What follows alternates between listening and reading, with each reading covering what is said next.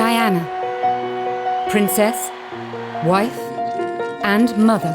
Everything revolved around William and Harry. A role that was both her destiny and her greatest achievement. Diana completely changed royal motherhood, completely turned it on its head. But Diana was from a broken home. Diana was brought up in a very unhappy household. It was cold, it was miserable. And the odds were stacked against this shy nanny right from the start. Married into a family firm shackled by tradition, with a husband ill-prepared for fatherhood. Charles was basically brought up by nannies. A princess who was never afraid to break royal protocol. She was setting the standards for her children. Desperately trying to provide a normal childhood to two extraordinary boys. Diana always wanted them to have a normal as upbringing as possible. As her marriage unraveled on the world stage, she fought to protect her children from the press. I hope you can find it in your hearts to understand and to give me the time and space that has been lacking in recent years. How did Diana create a revolution in royal motherhood? We examine the secrets behind her unique parenting style and ask how her sons have learned to live with the tragedy of her loss.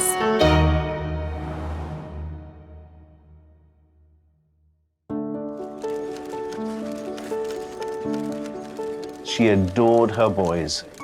She'd come in the door and she'd say, "Where are my boys? What are my boys doing?" Princes William and Harry were the centre of their mother's world. Her approach to motherhood was completely different to anything we'd ever seen before. She put motherhood first and foremost. Motherhood for Diana was her principal purpose on earth. I mean, she considered raising William and Harry as her number one task. Being the Princess of Wales was a secondary option. Today, her boys have followed in their mother's footsteps, becoming devoted, hands-on parents. Diana was an earth mother, really. And from the start, she was determined to keep them as close as she possibly could to her. And she wanted to show that they were loved. I mean, she said, "I'm going to shower them with love and cuddles and hugs," because I didn't get that when I was a child. One of the reasons why she has been criticised in recent years, for the idea that she perhaps suffocated them with love. Well, I don't recall William and Harry ever complaining about it. If anything, they miss it hugely, still to this day, the kind of love that she enveloped them with. But the devotion that Diana displayed to William and Harry was in stark contrast to her own childhood. Diana felt, age 6, that she was unloved and unwanted. And those are feelings that she took into her adult life, and feelings that I think never left her. Diana was from a very aristocratic family, the Spencers, but her parents had a very acrimonious divorce. One of Diana's most vivid memories was hearing her mother crunching across the gravel outside their home, getting into her car and driving out of her life. She was profoundly affected by that memory. She wanted to ensure that she and Charles gave William and Harry the kind of upbringing that she felt she was deprived of by not having a mother around for such a large chunk of her life. She herself had not felt loved in the very peculiar circumstances in which she was brought up, with Rain Spencer, the new wife of Earl Spencer, whom she described as acid rain, and a whole lot of nannies who were very unsympathetic. I mean, Diana's upbringing was fractured in many ways by what happened to her own parents. Her parents divorced, split up when Diana was quite young. She missed her mother hugely, and it defined her in many ways, because as she grew up, she often told the nannies who her father brought in to look after her and her sisters and brother that she would never divorce. I mean, terribly haunting words. Diana's late teenage years followed the path of many girls of her social status and background. Diana was a quintessential Sloane Ranger, the kind of girls who wore flat shoes and long skirts. They came from a certain class and had a certain style, and she was a perfect example of that. It was no surprise that one of Diana's first jobs was working as a nanny for an American family in London. I think girls like Diana are programmed to become mothers. She went to a boarding school that was not particularly academic. Girls were not expected to have great careers. I don't think she was at the forefront of the feminist movement.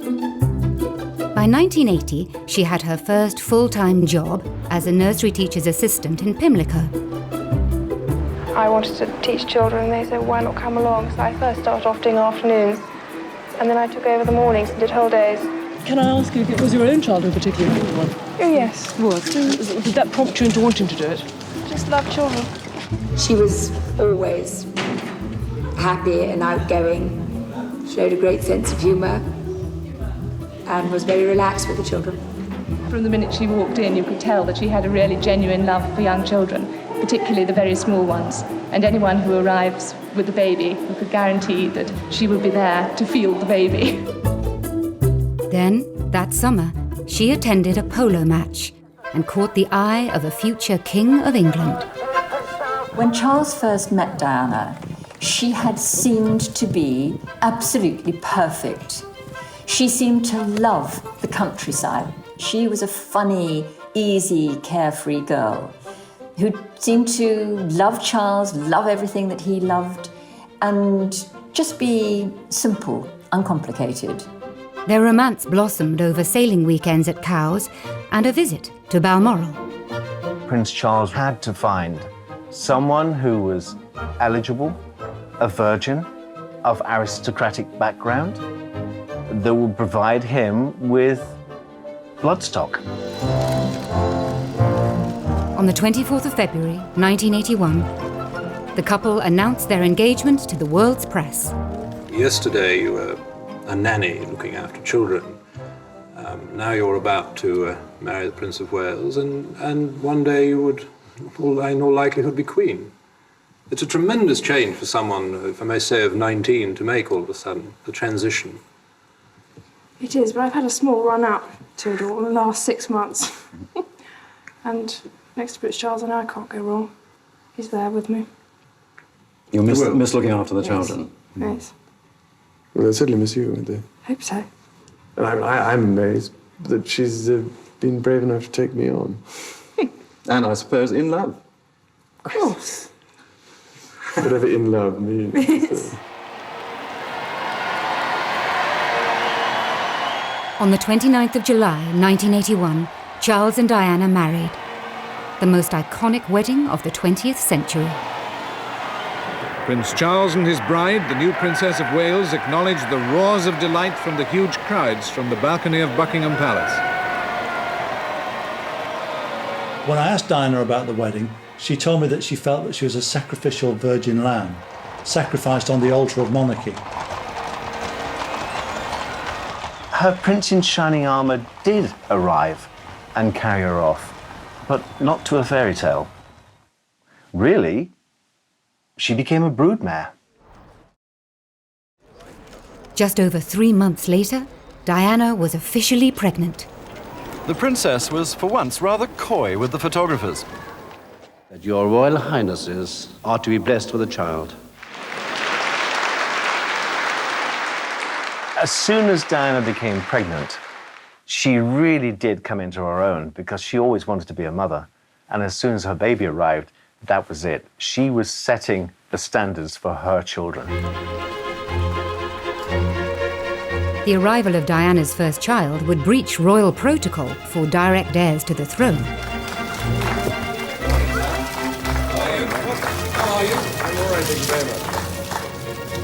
Diana was the first to give birth in a hospital. I mean, that was unusual at the time.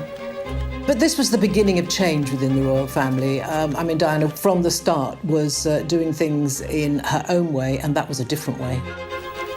The Queen. It was the moment the crowd were waiting for.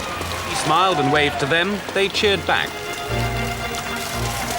The Queen had given birth at Buckingham Palace, and that was considered the norm in those days. This was a surprise for the royal family when the royal surgeon was told that he wasn't to deliver the baby and someone else would. 1-0 to Diana. Diana had broken the rules and won. But she was soon to discover that being a royal mother would become a series of battles.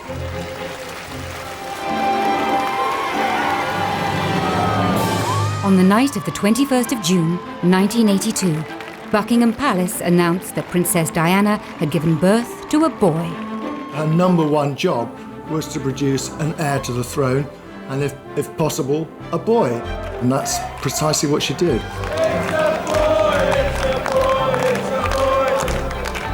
They were both very, very happy when their son was born. You know, that was a real boost. Charles could not have been happier. Charles and Diana's new baby was now second in line to the throne.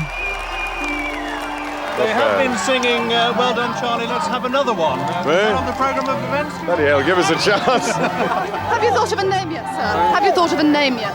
No, we thought of one or two. Is the Princess Belle? Any bit of an argument about it.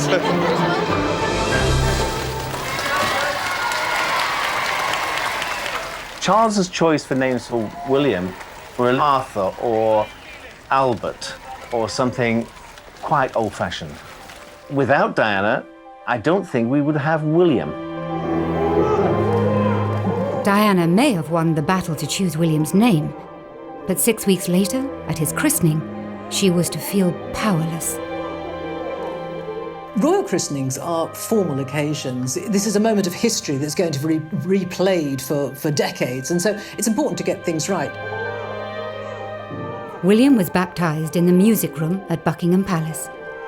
But Diana wasn't consulted about what time would work best for her baby, and the morning didn't go well. It was feeding time for William, and it wasn't a great time for having their photographs taken, where she had to control a young baby who was getting restless. He was grisly, he was crying, and she was, I think, mortified by this. It was difficult for Diana. It looks excruciatingly embarrassing. She's really flushed. And Diana and Charles are just trying to make William stop crying. So it didn't look a very relaxed occasion, I must say. She famously put her finger in his mouth to stop him crying. I mean, it was a brilliant piece of enterprise by Diana.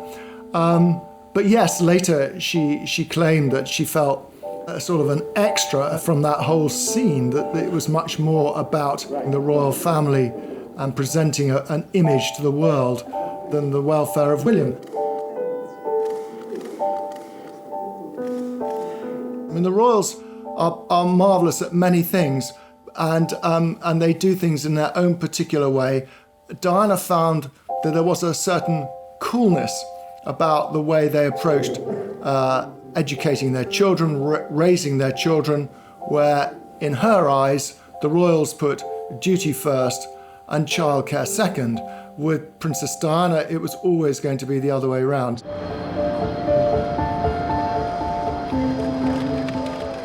Diana's next tussle with tradition came when she insisted on taking a 9-month-old William on a royal tour. Once Diana became a mother, she did take control of her own destiny. She insisted that William went on tour with them to Australia. Diana caused a huge sensation in Australia when she and Charles went there, taking William for their first official tour. William was just beginning to crawl, so he was about 9 months old. Diana completely changed royal motherhood, completely turned it on its head. She put motherhood before monarchy, and that was not traditionally what had happened for generations of royal mothers and women. Ladies and gentlemen, this evening I couldn't possibly stand here and speak without mentioning our small son, William. I hope that his presence here has helped to provide that family feeling, which I know my wife and I feel is so important. For Charles, Diana's hands-on approach to mothering was worlds apart from his own upbringing. Charles really didn't have an ideal role model as a family, because his mother, though I'm sure the Queen loved him very much, was away working for so much of his young life. I think he was only 4 when his parents went off on a 6-month tour of the Commonwealth, and he was left with the grandparents and with the nannies. From Lime Street to Euston, where the Queen with Princess Margaret and Prince Charles were waiting.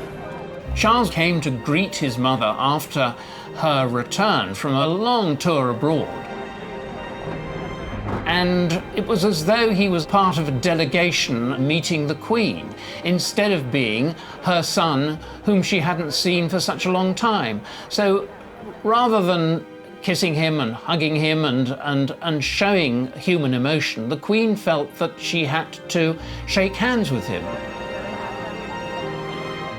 And in a way, that's who the royal family are.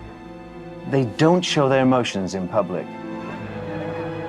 Both the Queen and the Queen Mother came from a very different world. In a world where children were pushed away into the royal nursery and brought up by someone else, and they were just brought out at certain times. Prince Charles and Princess Anne famously had a life up in the royal nursery, so very rarely did the Queen see them. They'd be brought down at tea time. A tartan rug will be spread on the floor with a few toys, and children are placed very nicely so that Granny can have 5 minutes with them. Diana broke the royal mould in the sense that she dispensed, to some extent, with the whole nanny state.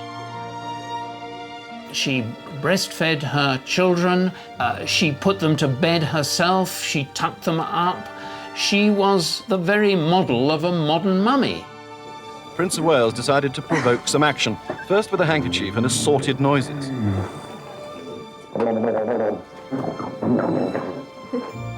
Charles was keen to demonstrate his desire to be a domesticated dad. In the early days, Diana and Charles really enjoyed things like bath time with William. And Diana admired the fact that Prince Charles spent a lot of time with his son. Charles understood the need to love. He did love. He understood the need to be secure. But again, I just don't think didn't have the role models. I think it was Charles especially saying we handled it well. Should we go through that?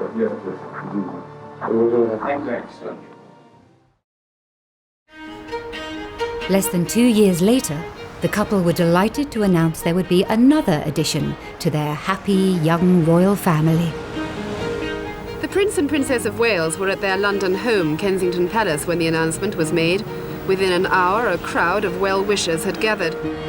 I'm absolutely thrilled. I think it's wonderful. She ought to have 6 or 8. You think so? Yes. Well, she said she wanted a large family. She's a good mother, and they can afford it, and lovely, what could be nicer? She's done everything right, 100% perfect. And we're very thrilled about it. Prince of Wales needed to find a bride who could provide him with children, and it was Diana, and that's precisely what she did. The House of Windsor was secure. Like any father, Prince Charles was keen to introduce his 2 sons to each other at the first opportunity. And so it was that Prince William was led by the hand back to the room where he was born 2 years ago. William, of course, was excited about seeing his mother again, unaware and uncaring that he was also to visit the new third in line to the throne. Prince Harry was born on the 15th of September, 1984. The tiny bundle in the white shawl was receiving his first sights and sounds of the outside world, but from the glimpse we saw of him, it appeared he was fast asleep. The princess looked happy, relaxed, and well recovered from her labour. But the birth of a second son would prove to be the high watermark for Charles and Diana's relationship. During her pregnancy with Prince Harry, Diana told me that she'd had the happiest time with Prince Charles. But the shutters went down after the birth of Prince Harry. Prince Charles said, "Oh, it's a boy." He wanted a girl, and he had red hair, so he was a Spencer. She said that something in her snapped after Harry's birth. Diana was a very, very complex character, and I think she was a very damaged character. And in common with many people who have the sort of damage that she has, they can present a very, very normal and happy front to the world. But when they go behind their front door, things can be very different. She was an absolute superstar. But what Charles saw, and the people who lived in their household saw, was something very different. Over the next few years, Diana's deteriorating mental health would coincide with Charles's new affair, with his first love, Camilla Parker Bowles.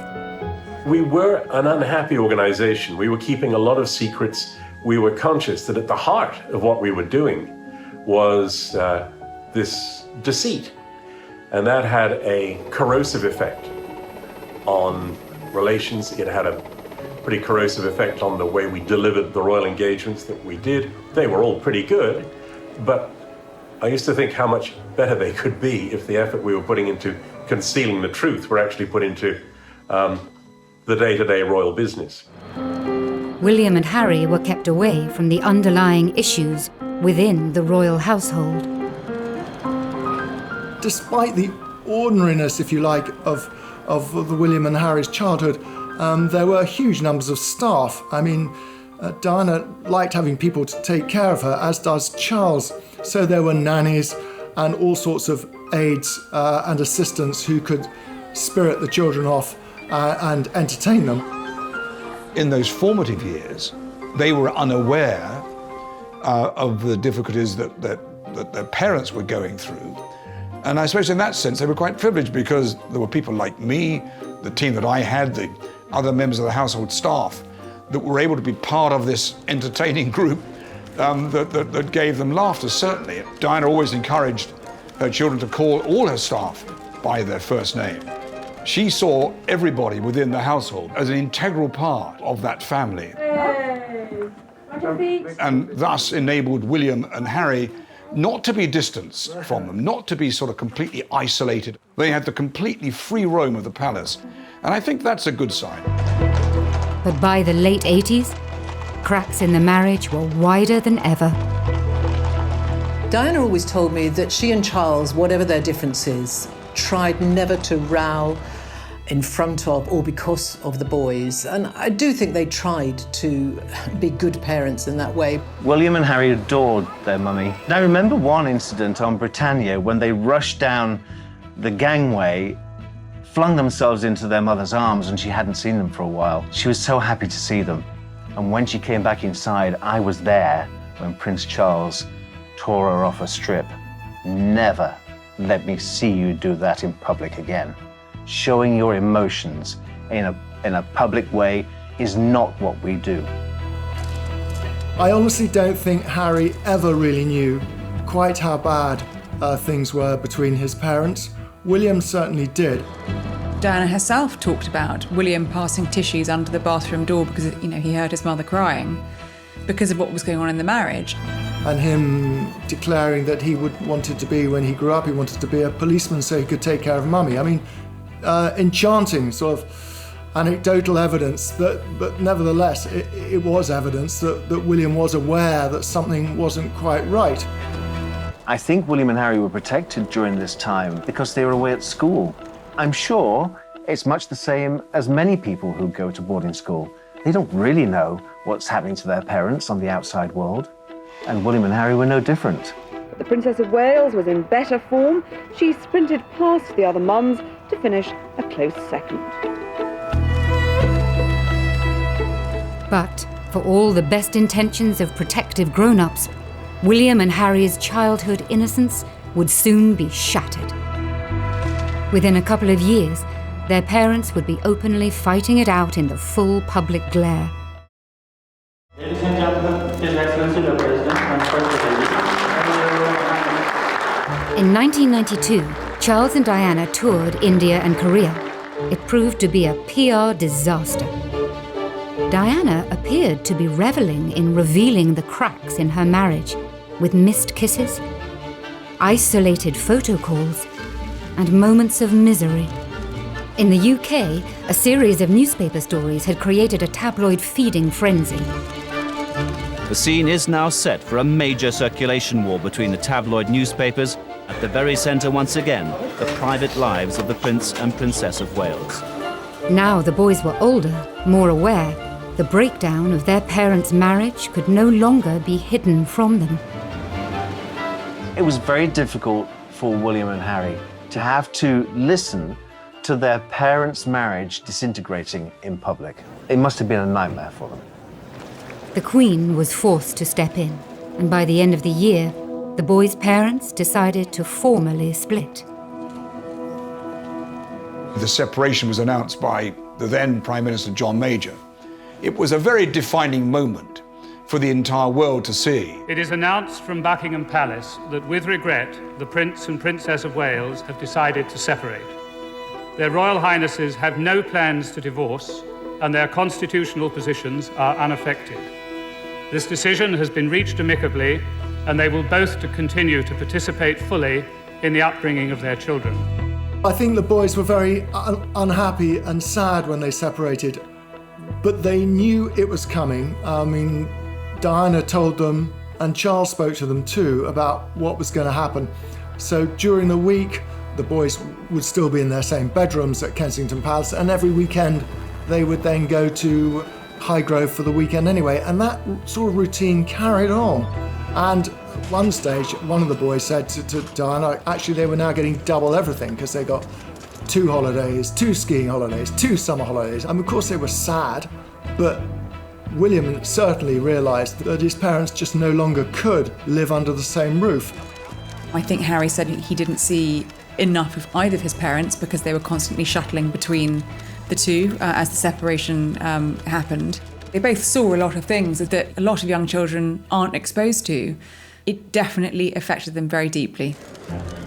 Aware of the public and private pain that her boys were exposed to, Diana then made a shock announcement, inspired in part by her desire to give more time to her children, away from the spotlight.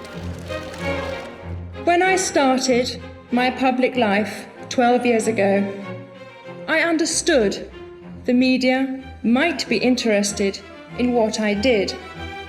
Clearly, Diana had snapped at that point, feeling that the media were intruding on her privacy, but more importantly, on the privacy of her children. But I was not aware of how overwhelming that attention would become, in a manner that's been hard to bear. She felt if she retired from public life, it would give her breathing space. Time to be with William and Harry, time to repair her relationship with them. I hope you can find it in your hearts to understand and to give me the time and space that has been lacking in recent years. Of course, her focus was going to be very much on the boys. I mean, I think she wanted to be around more to perhaps to talk to them, to help them if they wanted it, to discuss their lives. My first priority will continue to be our children, William and Harry, who deserve as much love and care and attention as I am able to give, as well as an appreciation of the tradition into which they were born. This was a new chapter for Diana as a mother. She and Charles were now modern co-parents, sharing the duty of raising their sons. They got very used very quickly to having these 2 lives, one life with Diana and one with Charles. But of course they were as devoted to their father as they were to their mother. I mean, Charles gave them wonderful holidays. They loved being with the rest of the royal family and doing all those things they did. Now that she was on her own, Diana sometimes treated William and Harry more like confidants than sons. She treated them as equals. And in many ways, they were adults before they should have been. Because of the trauma they've been through in their lifetime, they grew up very quickly. Diana was a very, very loving mother. There is no doubt about that. But I do think that she perhaps shared too much of her personal problems with them. They were children, and I think it's very difficult for a child to see a parent's raw emotions. William once very shrewdly observed about being with Diana that there's always a crisis with mummy and things are much calmer with papa. Yet there was one area of her life that Diana was determined to keep private from her sons. I think Diana would have trodden very carefully when she was introducing new men into the boys' lives. I think that was always uppermost in her mind. And I think many of her relationships were secret. She tended to conduct these relationships when the boys were away at school. She was very conscious that it would be difficult for William and Harry if there was a strange man around the house. And that actually didn't happen very often. One or two called in when the boys were there, but she treated it in a fairly light-hearted way, and the children didn't get confused by it. But when a new woman came into her sons' lives, Diana was anything but light-hearted. In 1993, Charles hired Tiggy Legg Burke as a nanny to the boys. The relationship between former royal nanny Alexandra Legg Burke, or Tiggy as she's better known, and the Princess of Wales has been the source of much speculation ever since she first appeared in royal circles. Diana was said to have resented her high-profile role as Girl Friday and mother figure to Princes William and Harry. Diana accused Legg Burke of falling pregnant with Charles's child and was furious with the nanny for allegedly smoking constantly in front of the boys. Diana let it be known in no uncertain terms that she was extremely jealous, and she became vindictive about Tiggy Legg Burke, who became a central figure in the boys' lives after the separation.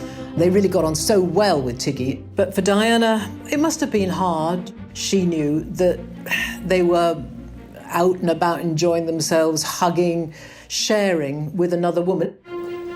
A possessive Diana was determined to keep her boys in Kensington Palace, as close to her as possible. When it came time for William to go to public school, she bucked the royal tradition of sending royal sons to Gordonston in Scotland, insisting on nearby Eton instead. That schooling gave William the opportunity to spend time with his schoolmates at their home, and virtually every other day that during term time, his schoolmates were invited back to Kensington Palace. Eton is the perfect choice of school for a royal child, really, because the Queen at Windsor Castle is just across the river. And William and Harry did both go and visit the Queen and their grandfather and have tea with them, or they knew people. They were comfortable there. It was the right choice, I think. But just as life seemed to be settling for the boys, a new round of public warfare broke out between their parents. Then there were the television programmes. This time, the headlines were of their own making and took the War of the Waleses to a whole new level. First, Charles was interrogated into confessing his infidelity by Jonathan Dimbleby on ITV. It's hard to imagine what it must have been like to walk down the streets of Eton or Windsor and see the newspaper headlines about Diana, about Charles, because unfortunately Charles and Diana did wage their war very publicly, and that was very hard for the boys. I know that everyone around them tried to shield them, but it wasn't possible, and it was very hurtful for them. All of that, they would have been teased about it. The embarrassment for them, I think just, it's beyond belief. Her primary concern throughout all the War of the Waleses was for her children and what they would think. She said, I worry how other boys will treat them. Because sometimes children can be cruel. Even aristocratic children going to boarding school can be quite barbed. Charles and Diana finally divorced on the 28th of August, 1996. Life for all the Waleses had at last reached a new normal, and Diana was free to become the woman and the mother that she could never be before. I think she began to put her life together again. She became much more confident. Her self-esteem went up. She then felt, OK, I'm my own woman. I'm going to get on with it. I'm going to do things my way. And if I'm not representing the royal family, I'm going to represent the very best of me. And I know what I'm good at. I'm good at giving tender, loving care. But just 1 year later, almost to the day of the divorce papers coming through, William and Harry's lives would once more be thrown into turmoil and total tragedy. On the 30th of August, 1997, a 15-year-old William and a 12-year-old Harry were enjoying the annual summer break with their father at Balmoral. Imagine what it's like being a fairly young boy and your mother dies very, very suddenly, very, very dramatically. You are in one part of the world, up in Scotland. I think both of them felt it was really strange that literally millions and millions and millions of people around the world were commentating and expressing their view on what they should be feeling and how they should be reacting to that. I don't think this public spectacle of two hugely damaged, hurting young boys walking behind their mother's coffin, I don't think it helped anyone. I cannot think that she wanted her boys to go through that ordeal, that trauma. Remember, these two boys are very different boys. One inspired by duty, who knew it was his duty to walk behind his mother's coffin, and the other, not. Harry never wanted to walk behind his mother's coffin. Not until the very last minute did he feel that pang of guilt that he should, and support his brother. And that's why he was there, to walk with his brother. Of course, they're not the only men who lost their mothers at a young age. You know, it happens, and it's sad for everyone. But the circumstances were particularly unpleasant for them. The fact that the country went into such extraordinary mourning, the fact that they had to almost share their grief with a nation who didn't know her. This was their mother that they had lost. They had ownership of that grief, but somehow it was taken away from them by the public. I've heard them both at different points talk about how strange they found it, that they were surrounded by all these people, and these people were sort of behaving as though she was part of them, but actually she wasn't. William and Harry were being expected to behave in a certain way, and indeed behaving in that way. I can see why a lot of people say it was terribly unfair to put the boys in that position, but they were going to be somewhere, and they'd have been in the church, in the Abbey, they'd have been seen, and I think it's amazing they kind of held it together as well as they did. The boys had lost their mother, but their mother's love for them and their ability to show love lives on. First day I met him, he just came running up and chucked a ball at me. He was third youngest there or something, and no father, no mother, really sweet. Diana's legacy is in every single bit of everything that William and Harry do. I don't think you can underestimate that. Every time I've spoken to Harry, he thinks about what his mother would have thought of what he was doing. And he's spoken about wanting to, make her proud and hoping that she would feel proud with a lot of the work he's done. I think it's fairly obvious to everybody across the world what the key issues are. They're certainly not political issues, they're humanitarian issues, and they're ones that need to be talked about, because if we talk about it, then we'll hopefully be able to fix it before it becomes a complete disaster. And the same with William. I think people talk about, gosh, aren't they just their mother's boys? But they are, consciously. The more we talk about mental health, the more normal the topic becomes, and the more we feel able to open up and seek support. Parenting, it comes in all sorts of shapes and sizes, and children survive all sorts of experiences as long as they have love. As long as a child feels secure and loved in its first 18 months of life, then it can withstand just about anything. And if ever there was proof of that, then I think it would be William and Harry. I mean, they've been through some terrible things, but they have survived, and I think they had, indisputably, an absolute bedrock of love and security when they were small. They're not completely stiffly formal. They're sort of natural and easy. Diana opened their minds and their eyes in so many ways. It's given them a very inquiring nature, and it's made them very relatable. People really enjoy meeting them and admire them hugely, largely because of what Diana provided for them. And when he walked through the minefields, I was so proud of him. That little boy who loved his mummy so much, following in her footsteps, literally, paying homage to the path which she trod. William's carrying on his mother's work in a more subtle way. He's approaching homeless, HIV and AIDS at the boardroom level. I feel very closely linked to Centrepoint. It is a charity with which both my mother and father became passionately involved. Indeed, it was while my mother was patron that Harry and I had our first contact with Centrepoint. Prince William is far more Hanoverian than Prince Harry. He's shown himself to be wiser and been prepared to accept what's happened and moved on. And I don't think that Prince Harry has ever really moved on from the traumas that he's faced in his life. You see in William, sometimes the way he will sit and listen to people in a meeting or a conversation or an event. And it's literally like looking at Diana.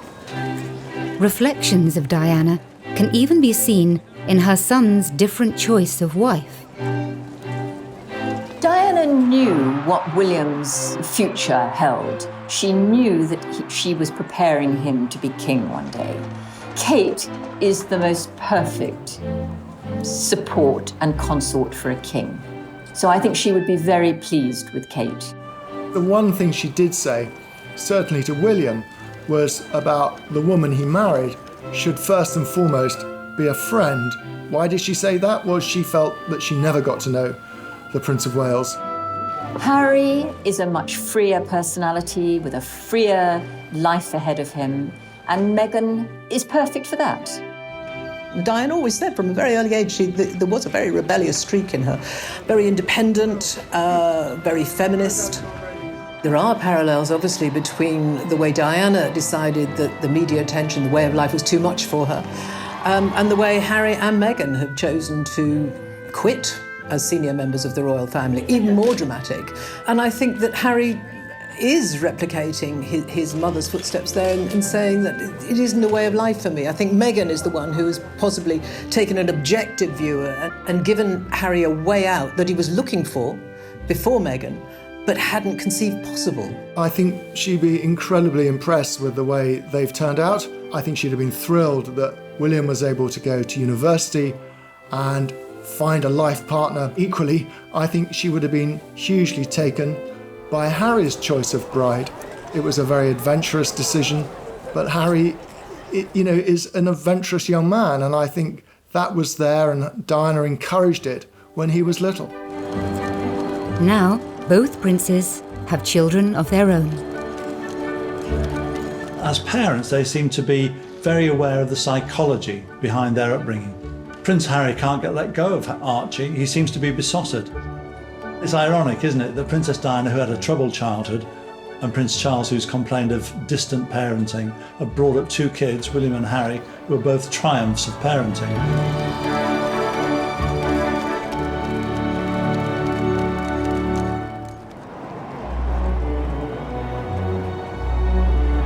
As a mother, Diana was loving, fun, and completely devoted, changing the royal family in ways that we are only now beginning to understand.